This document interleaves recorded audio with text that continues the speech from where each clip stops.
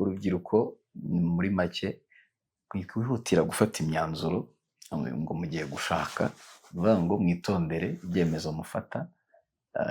Inundi nkabwira abantu bari muri fiançailles, nkababwira nti yewe bantu muri fiançailles, muganire ku buzima bwanyu bwose, menya umuryango w'umukobwa. Sinzobabwiye ko atari ngombwa ngo muhuriye ahantu muri rukanse gusa ati twebwe that's what matters.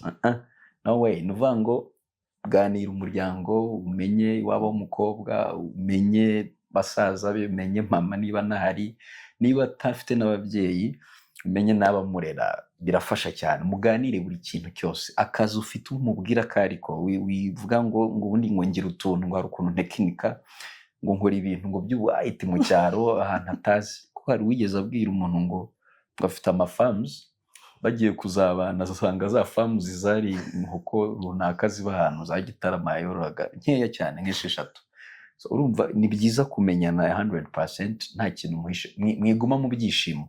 Kunezerwa ntago bihagije gusa, gusohokana mukarya ntibihagije gusa, no gutwika byose bizamo ndabizi. Muganire deeply mu buryo bwimbitse. Ubundi nkabwira abantu babana bashakanye bagenzi bacu, ari ikintu cyanyigishije mu kubana mu rugo bitandukanye n'ibyo nigaga nibana. Ikintu cyitwa kubabarirana mu rugo haba kwihanganana.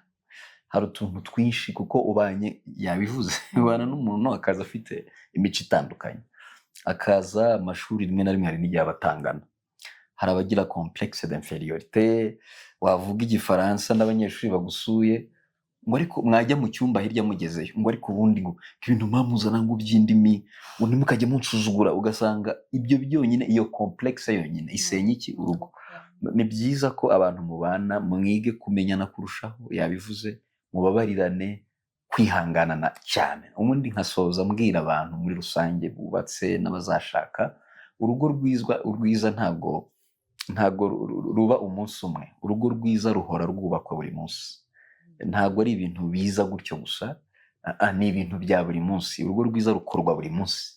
Amagambo ubwira uwo mubana umenye ko hari ibintu, umenye ko hari icyo akorera amatwi, kuko cyane ko mwebwe Imana yabahaye amatwi ameze ukuntu asa nk'ayagutse cyane.